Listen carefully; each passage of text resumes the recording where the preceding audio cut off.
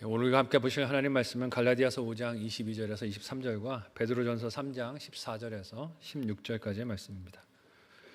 다 같이 한 목소리로 합독하시겠습니다. 오직 성령의 열매는 사랑과 희락과 화평과 오래 참음과 자비와 양성과 충성과 온유와 절제니 이 같은 것을 금지할 법이 없느니라. 그러나 의를 위하여 고난을 받으면 복이 있는 자니 그들이 두려워하는 것을 두려워하지 말며 근심하지 말고 너희 마음에 그리스도를 주로 삼아 거룩하게 하고 너희 속에 있는 소망에 관한 이유를 묻는 자에게는 대답할 것을 항상 준비하되 온유와 두려움으로 하고 선한 양심을 가지라.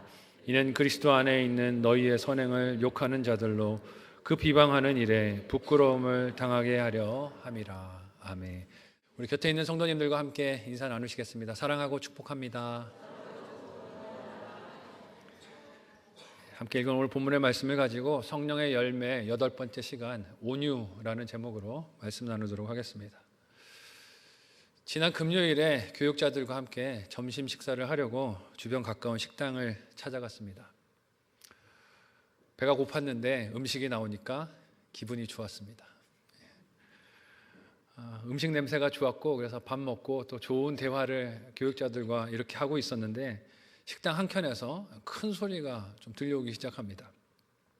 신경을 안 쓰려고 했어요. 좀 목소리가 큰 소리가 들려오지만 그래도 우리 같이 먹는 사역자들하고 이렇게 맛있는 음식 먹고 대화하고 있으니까 여기에 집중을 하려고 했습니다. 그런데 워낙 목소리가 커서 들을 수밖에 없었습니다. 전화로 하는 대화였는데 자세한 내부 사정은 알 수 없었지만 기계 설치를 요청한 고객에게서 왜 이거 빨리 안 해주냐고 독촉 전화를 받는 것 같았어요. 언제 약속한 작업을 해줄 것인지 빨리 해달라는 독촉을 하는 전화였던 것 같습니다. 근데 그 전화 받는 분도 이제 밥 먹는 자리까지 일하는 전화가 오니까 기분이 썩 좋지는 않으셨던 것 같아요. 좀 짜증이 나신 것 같아요. 사실 조금은 아니고 짜증이 많이 나신 것 같아요. 목소리가 화가 난 목소리로 변하기 시작합니다. 왜 이 내용을 알게 됐냐 하면 통화하시던 분께서 계속해서 큰 소리로 이렇게 얘기하시는 거예요. 전화를 들고 사장님 내가 해준다 그랬잖아요. 내가 그랬어요 안 그랬어요? 좀 화가 나셨나 봐요. 조금 더 있다가 사장님 내가 해준다 그랬잖아요. 그랬어요 안 그랬어요? 4번은 넘게 이렇게 반복해서 그 얘기를 했던 것 같아요. 그 순간 그분은 느꼈는지 모르겠지만 식당 안에 사람이 한 20-30명이 넘게 있었거든요. 손님들이 다 어떻게 했을까요? 조용해졌습니다. 조용해졌어요. 목소리가 하도 커서 기가 막히기도 했지만 그 소리가 묻혀가지고 다른 사람들이 대화를 할 수 있어요 없어요? 없어요. 저도 교육자들이랑 이런저런 얘기를 하고 있었는데 하도 저쪽 소리가 크니까 말을 할 수가 없는 거예요. 근데 여러분 생각해 보세요. 전화로 목소리를 그렇게 높이면 상대방은 조용히 이야기를 할까요? 여기서 지금 목소리를 올리고 있으니까 상대방도 어떻다는 것을 예측할 수 있습니까? 상대방도 지금 목소리가 커지는 게 느껴져요. 왜냐하면 이분이 대화하는 목소리가 점점 소리가 커지는 거예요. 들리는 소리가 상대방도 화가 난 것 같았어요. 저쪽에서 하는 대화인데 전화기 속 소리가 제자리까지 들리는 거예요. 하도 화가 나니까. 한참 언성을 높여서 통화를 하고 나더니 전화를 탁 끊습니다. 그리고 입에서 무슨 말이 나왔을까요? 여러분이 상상하시는 그 말. 짐승도 나오고 숫자도 나오고 욕설이 쏟아져 나오는 거죠. 기분 좋았거든요. 밥 먹으면서 교육자들하고 야, 이 맛있다 하고 식사를 하고 있었는데 딱 기분이 상했습니다. 마음이 딱 상했어요. 대화도 할 수 없었고 그쪽을 이렇게 째려보면서 한마디 하고 싶었어요. 무슨 말이 하고 싶었을까요? 식당 전세 냈냐? 하고 싶었어요 진짜. 이 싸늘한 분위기 보이냐? 한마디를 하고 싶었는데 제가 했을까요? 못했을까요? 어떻게 그렇게 잘하실까요? 못했어요. 무섭더라고요. 한마디 했다 맞을 것 같았어요. 분노가 가지는 파괴력 아닙니까? 남을 미워하고 증오하는 힘이 가진 파괴력을 느낄 수 있습니다. 이런 종류의 화가 우리 삶의 주변에 만연한 것 같습니다. 이유가 무엇일까요? 나의 힘이나 권리를 내세워서 손해나 무시를 당하지 않겠다는 거예요. 집착 때문이 아닐까요? 그래서 요즘 거리에서도 목소리를 더 키우느라고 정신이 없는 것 같아요. 한쪽은 찬성이다, 한쪽은 반대다, 서로 모여서 우리가 더 많이 모였다, 확성기를 키우고 소리를 높이고 있습니다.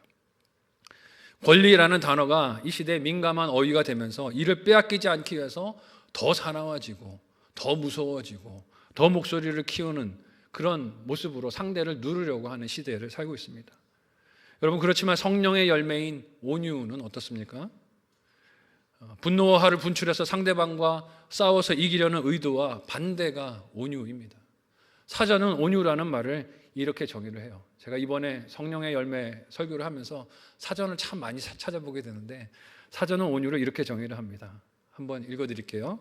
사람의 표정이나 성격 혹은 태도가 온화하고 부드러움, 이것이 온유라고 합니다. 옆 사람 한번 보시겠어요? 네. 어떻습니까? 온유해 보이십니까? 화가 나 보이십니까? 네. 온유해 보이는 거 참 좋은 것 같지만 사실 이 시대에는 온유하다라는 말이, 온유해 보인다라는 말이 칭찬은 아닌 것 같습니다. 좋은 장점이 되지 못하는 것 같아요. 왜냐하면 왜 그렇습니까? 온유해 보이면 악용당하기 때문이에요. 네. 온유해 보이고 착해 보이면 사람들이 어떻게 합니까? 그 사람을 악용하죠. 착취합니다. 온갖 폭력과 부당한 처우를 당하는 세상이 되다 보니 사람들 어떻게 하면 좀 내 표정을 무섭게 할 수 있을까? 만만치 않다는 것을 보여줄 수 있을까? 내가 그렇게 만만한 사람이 아니라는 걸 어떻게 내 어투로 나타낼 수 있을까를 고민하는 것 같습니다. 그렇다 보니 사람은 가진 힘이나 사나움이나 똑똑함이나 스펙을 가지고 내세우면서 나 스스로를 지키고 방어하려고 합니다. 어떻게 이렇게 약해 보이고 손해만 볼 것 같은 온유함이 성령의 열매가 되는 것일까요? 말씀이 우리로 보게 하시고 하나님께서 그 자녀의 삶에서 바라시는 성령의 열매인 온유가 무엇이며 어떻게 나타내는 것인지 오늘 말씀을 통해서 생각하고 우리 삶에 적용되기를 소망합니다. 첫 번째로요, 온유함은 굳건한 강인한 신앙의 얼굴이라는 것을 우리가 잊지 말아야 합니다. 여러분, 온유함이 약한 것일까요? 겉으로 보기에는 그래 보입니다. 왜냐하면 늘 유순하고 지는 것 같고 남의 말을 들어주는 것 같으니까 그럴 수 있어요. 그래서 고대 그리스나 로마 시대 당시에는 온유가 덕목이 아니라 경멸과 멸시의 대상이었습니다. 온유하면 안 된다고 생각했어요. 온유와 비슷한 말이 겸손인데 고대 사회에서는 겸손하면 안 된다고 했습니다. 무엇이든지 강하고 이기고 쟁취하는 것이 선하고 바람직한 것이라 라고 고대 사회는 생각을 했었어요. 오늘날도 크게 다르지 않은 것 같습니다. 온유함이 약한 것으로 보이고 패자처럼 보이기 때문이 아닙니까? 그래서 설교 서두에 예를 들었던 상황처럼 사람들은 나의 강함을 험악한 표정으로 큰 목소리로 혹은 자기가 가지고 있는 권력이나 인맥을 내세워서 드러내고 남들에게 약해 보이지 않으려고 발버둥을 치는 것 같습니다. 그렇지만 사실 겉으로 그렇게 큰 소리를 내고 소란을 일으키고 그렇게 큰 소리를 내는 본 모습은 무엇일까요? 남이 바라보는 시선이나 말이나 혹은 평가에 이리저리 흔들리는 얕은 중심, 약한 중심을 보여주는 것 아니겠습니까? 중심이 강하지 못하니까 남이 하는 말에 어떻게 되는 거예요? 쉽게 뒤집어지고 화를 내는 것입니다. 실상은 내면에 자존감이 낮고 자기 연민과 같은 감정에 사로잡혀져 있으니 외부에서 들어오는 자극에 어떻게 되는 거예요? 쉽게 반응을 하고 마음을 빼앗기는 것이죠. 그래서 분을 내며 소리를 높입니다. 하지만 실상은 약하다는 것이에요. 여러분, 거리에서 요즘은 애완견을 키우는 가족들이 많이 있어서 애완견들을 산책시키는 모습들을 종종 봅니다.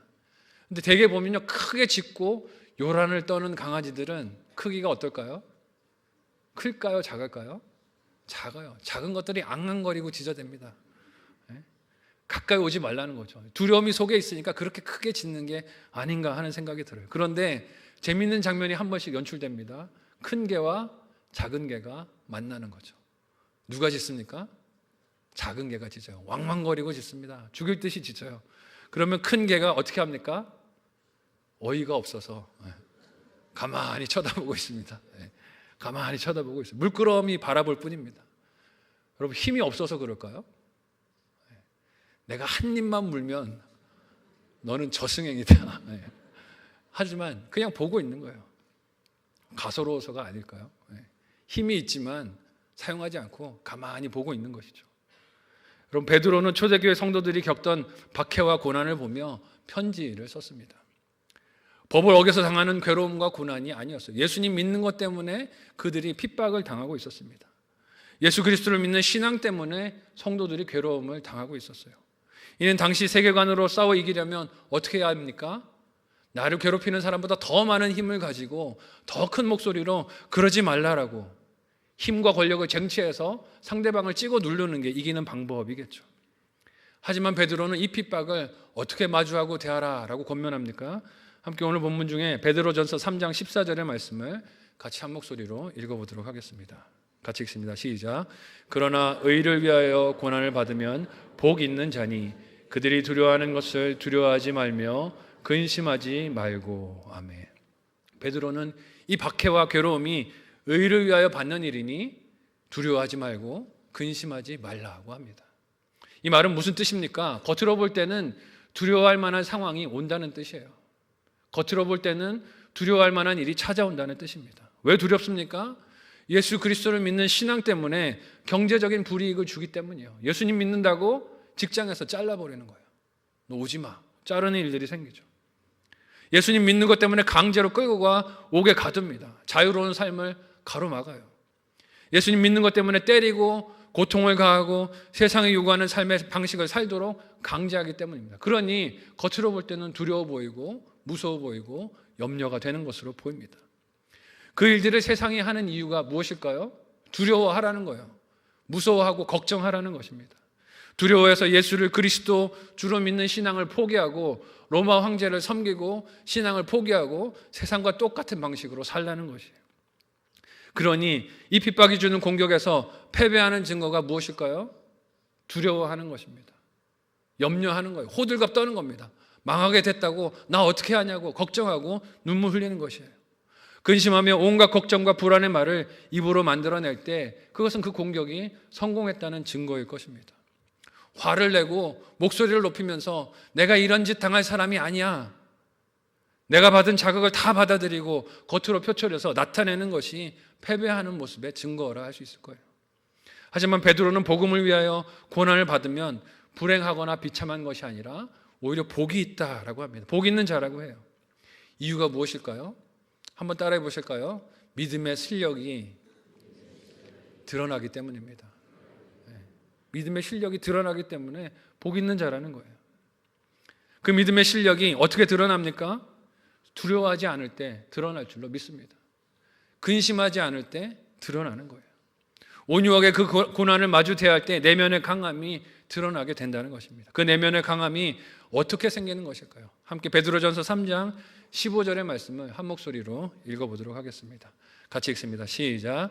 너희 마음에 그리스도를 주로 삼아 거룩하게 하고 너희 속에 있는 소망에 관한 이유를 묻는 자에게는 대답할 것을 항상 준비하되 온유와 두려움으로 하고. 아멘. 여러분, 내면의 강함은 결심으로 생기는 게 아닙니다. 내면의 강함은 내가 각오한다고 생기는 게 아니에요. 우리 내면의 강함은 어떻게 생길 수 있습니까? 참된 주인이 계실 때 우리 내면이 강해질 줄로 믿습니다. 참된 내 삶의 주인이 계실 때 내 내면이 강해지는 것이에요. 그 주인이 어떤 분이세요? 내 생명을 지키시고 돌보시는 분이십니다. 모든 이름 위에 뛰어나신 이름을 갖고 계신 분이세요. 모든 일들을 심판하시고 옳고 그름을 다 드러내서 판결하시는 그 예수 그리스도께서 나의 주인이 되심을 믿고 의지할 때 우리는 진정한 강함, 온유함을 성령의 열매로 맺을 수 있을 줄로 믿습니다. 이 온유함이 드러나는 상황들이 대개 어떻습니까? 사람들이 볼 때는 화나는 상황이에요. 사람들이 볼 때는 분통을 터뜨리는 것이 당연하고 목소리를 높이거나 험악한 표정을 짓게 되는 상황들을 다르게 반응할 때 아, 저 사람은 뭔가 다르구나 하는 것이 드러나지 않습니까? 그래서 읽은 본문의 질문이 나오게 되는 것입니다. 어째서 그럴 수 있습니까?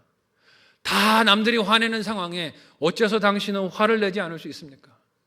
어째서 이런 아픔에서도 잠잠하고 부드러울 수 있습니까? 하는 것을 묻는다는 것이에요. 그때 뭘 말하는 것입니까? 내 소망의 이유를 말하라는 것이에요. 베드로는 이럴 때 준비해야 할 것이 온유와 두려움으로 준비된 대답이라고 합니다. 좀 이해하기 어려울 수 있어요. 왜냐하면 앞에서는 두려워하지 말라고 했는데 뒤에서는 대답할 때 두려움으로 하라고 하니 이게 모순된 말이 아닌가 생각할 수 있습니다. 하지만 여러분, 이 말은 사람을 두려워하라는 뜻이 아닙니다. 무슨 뜻일까요? 신앙 고백을 사람들 앞에서 하게 될 때 나 자신을 내세워서 자랑하지 않도록 하나님을 두려워하라는 말이에요. 하나님을 경외하고 하나님을 경배하며 온유함으로 대답해서 듣는 사람들이 복음의 뜻과 행복을 알게 하라는 뜻입니다. 이 복음을 알 때 나의 자랑을 내세우지 않도록 하나님을 두려워하고 이 대답을 하라는 것이에요. 우리는 이런 온유함을 예수님께서 어떻게 찾을 수 있습니까?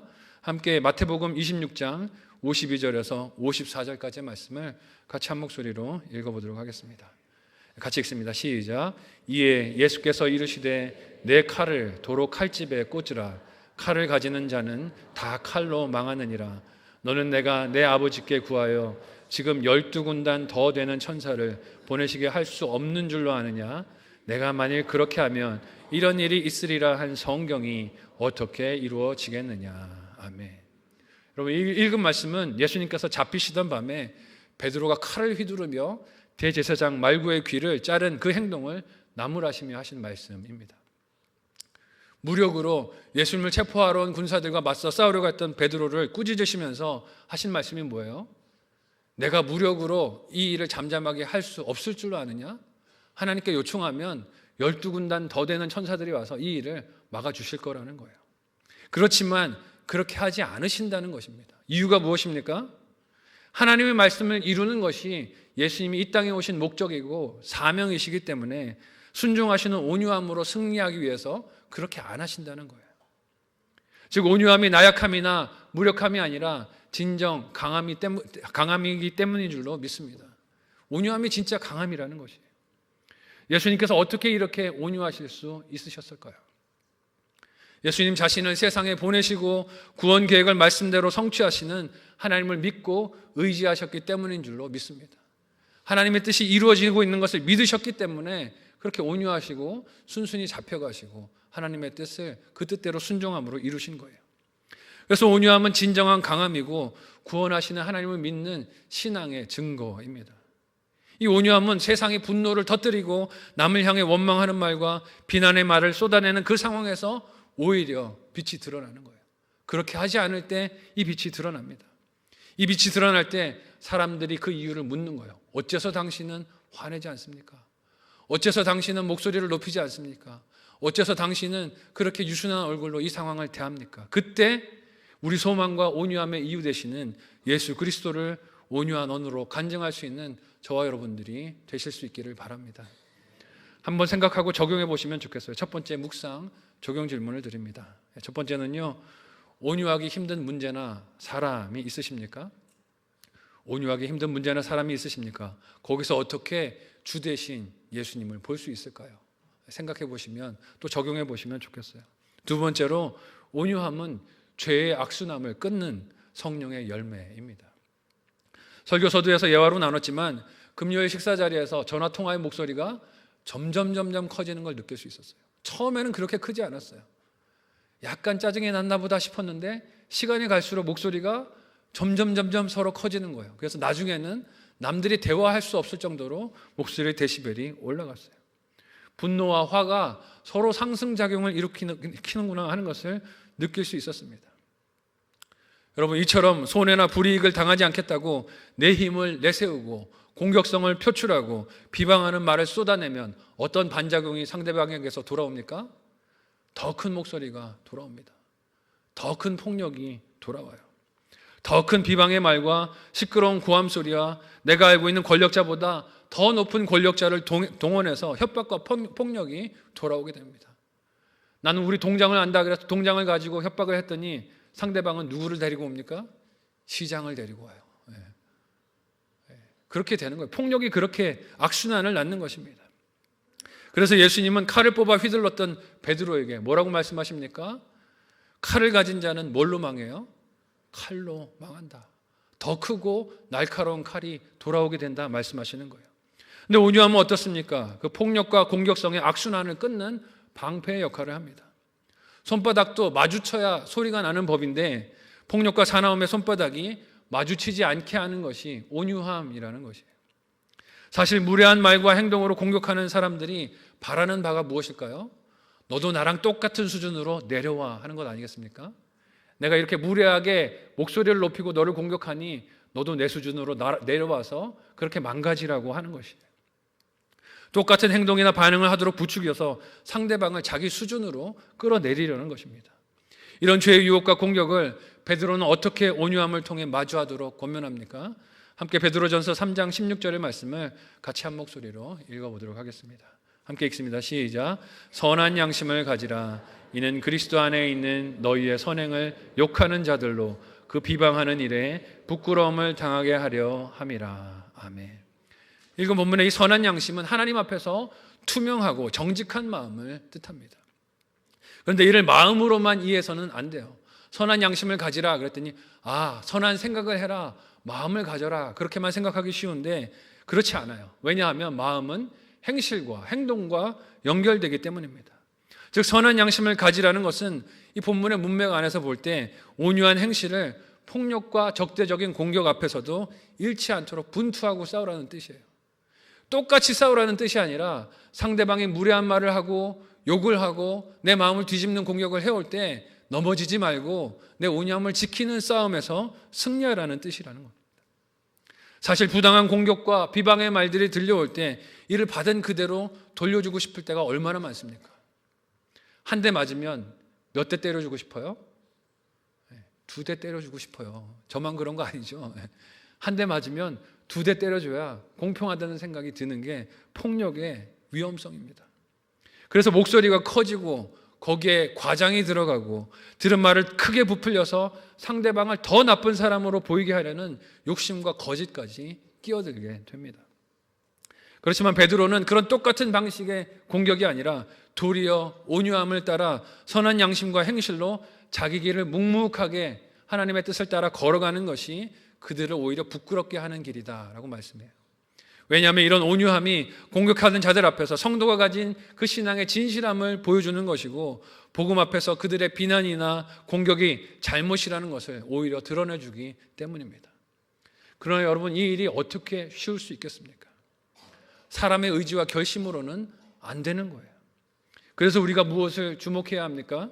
우리에게 온유하신 하나님의 사랑과 은혜를 우리가 주목해 봐야 할 줄로 믿습니다. 이 편지를 쓰던 베드로가 가장 괴롭고 마음이 아팠던 그 삶의 기억이 무엇일까요? 그것은 예수님께서 잡혀가시던 그 밤에 예수님을 따라갔다가 주님을 3번 부인한 일이 아니겠습니까? 베드로는 예수님을 향한 충성에 대해 늘 자신이 있던 사람이었고 다른 사람들 앞에서 나는 주님을 절대 배신하지 않을 사람입니다. 장담했던 사람입니다. 마태복음 26장 33절을 한 목소리로 읽어보도록 하겠습니다. 같이 읽습니다. 시작. 베드로가 대답하여 이르되 모두 주를 버릴지라도 나는 결코 버리지 않겠나이다. 아멘. 여러분, 베드로가 이 말을 지금 누구 앞에서 했을까요? 예수님과 다른 제자들 앞에서 했어요. 사실 이 상황은 예수님이 무슨 말씀을 하셨을 때입니까?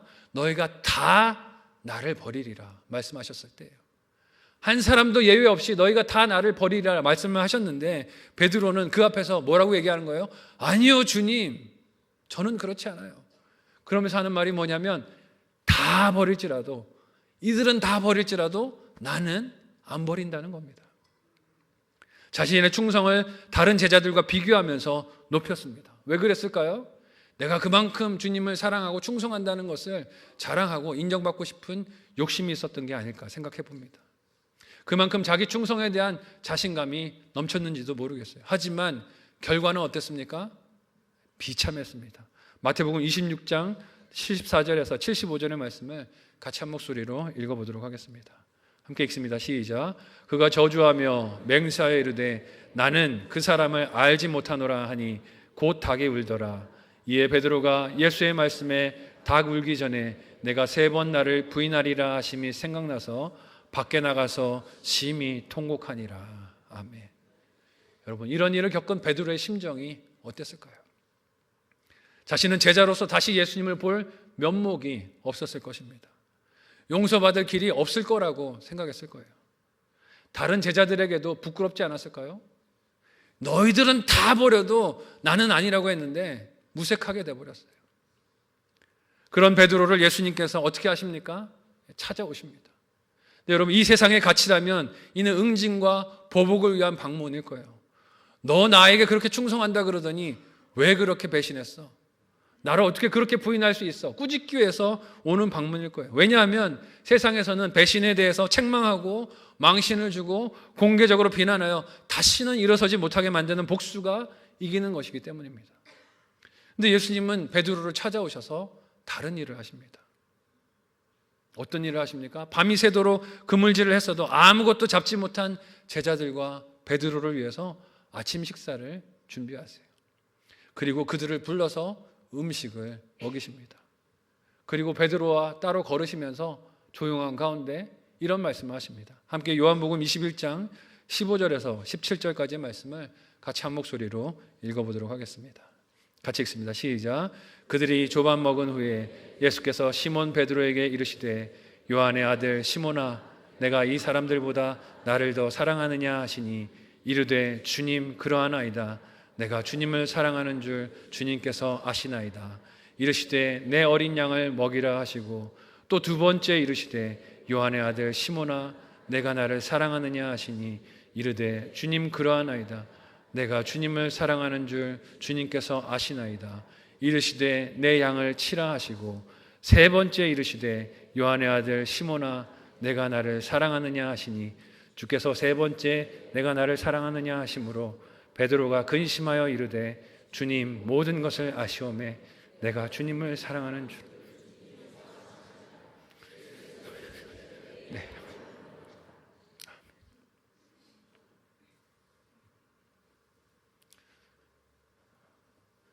예수님은 온유함으로 베드로를 대해 주셨습니다. 그를 다른 제자들 앞에서 책망하지 않으셨어요. 너 어째서 그랬어? 너 어째서 나를 그렇게 배반했어? 꾸짖지 않으셨어요. 오히려 자신을 배반했던 베드로에게 주님의 양을 먹이라고 사명을 주십니다.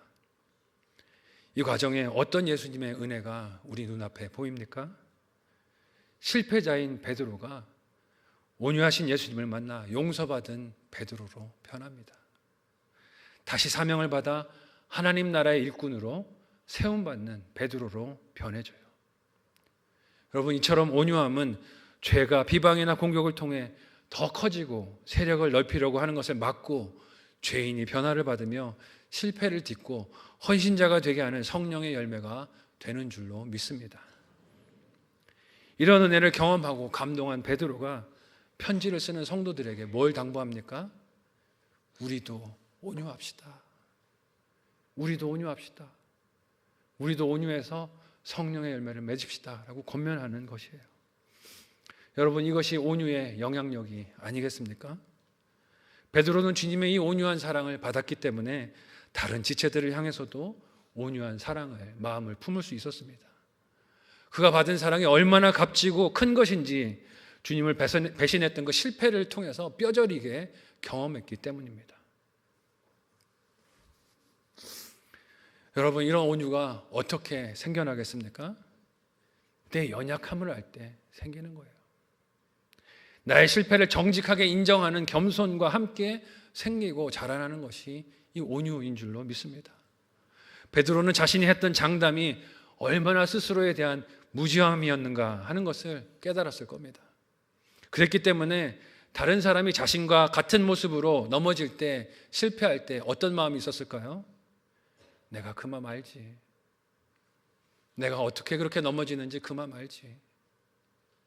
온유한 마음으로 바라보며 그를 대하지 않았겠습니까? 실패했기 때문에, 실패한 아픔이 있기 때문에 그 마음으로 상대를 보고 온유한 마음을 품을 수 있었던 거예요. 자신의 넘어짐과 실패를 온유함으로 품어주신 예수님을 만났기 때문입니다. 이처럼 성령의 열매인 온유는 죄가 악순환되며 더욱 커가는 것을 막는 방패로 하나님의 나라를 세우는 역할을 감당합니다. 갈라디아서는 이런 성령의 열매들을 이제까지 무엇들이라고 열거해 왔습니까? 함께 갈라디아서 5장 22절에서 23절까지의 말씀을 같이 한 목소리로 읽어보도록 하겠습니다. 함께 읽습니다. 시작. 오직 성령의 열매는 사랑과 희락과 화평과 오래 참음과 자비와 양선과 충성과 온유와 절제니 이 같은 것을 금지할 법이 없느니라. 아멘. 여러분, 우리 교회의 변하지 않는 비전이 무엇입니까? 성령 충만, 영혼 구원입니다. 성령 충만을 비전으로 삼고 세워진 우리 교회는, 그리고 그 안에 속하 있는 나 자신은 이 성령의 열매들을 맺고 있습니까? 특별히 이기고 또 이기려는 세상 속에서 온유한 말과 성품으로 가정을 이루고 교회를 세우며 내가 속한 직장과 이웃의 관계 속에서 살아가고 있습니까? 아니면 나는 지고는 못 살아, 나는 그런 대접받을 사람이 아니야, 어떻게 나에게 감히 그런 말을 하며 세상과 똑같이 파르르 떨고 화를 내고 분노하고 혈기를 분출하면서 살아가고 있습니까? 받은 하나님의 온유한 사랑을 성령의 열매로 많이 맺는 저와 여러분 모두가 되시기를 예수님의 이름으로 소원하고 축복합니다. 한번 생각하고 적용해 보시면 좋겠어요. 마지막 묵상 적용 질문을 드립니다. 내가 하나님의 온유하신 사랑과 용서를 받은 것을 믿습니까? 내가 하나님의 온유하신 사랑과 용서를 받은 것을 믿습니까? 어떤 죄를 용서받으셨나요? 돌아보시면 좋겠고요. 두 번째, 끊어야 할 미움의 고리가 있습니까?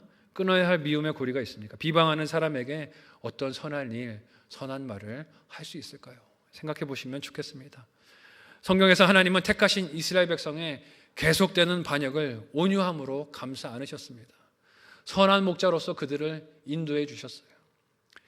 그들의 죄를 보면 용서받지 못할 악이 가득했습니다. 늘 하나님을 배반했어요. 우상을 섬기지 말라 했지만 시와 때를 가리지 않고 우상을 섬겼습니다. 그럼에도 불구하고 하나님은 온유한 사랑으로 그를 인도하시며 구원 역사의 뜻을 이루는 통로가 이스라엘 백성이 되게 해주셨습니다. 동일한 하나님의 은혜가 오늘 저와 여러분을 택하여 구원해 주신 줄로 믿습니다. 이를 깨닫고 믿는 자녀들은 하나님을 닮은 성품의 열매, 성령의 열매, 온유함의 열매를 맺을 수밖에 없습니다. 특별히 이 온유함은 오늘 우리의 삶에서 점점 더 찾아보기 힘든 성품과 덕목이 되어버린 것 같습니다. 참지를 않습니다. 조금이라도 불리한 게 있으면 목소리를 높여서 이기겠다고 고함을 지릅니다. 그렇지만 하나님께 받은 온유하신 그 사랑과 용서를 우리가 기억하고 닮아가며 온유의 열매를 맺고 소망의 이유를 사람들이 물어볼 때 어째서 그럴 수 있습니까? 어째서 그렇게 온유할 수 있습니까? 어째서 참을 수 있습니까? 말했을 때 이 소망의 이유 되신 예수 그리스도를 드러내 증거할 수 있는 저와 여러분의 신앙 여정이 다 되시기를 예수님의 이름으로 소원하고 축복합니다. 아멘. 함께 기도하겠습니다.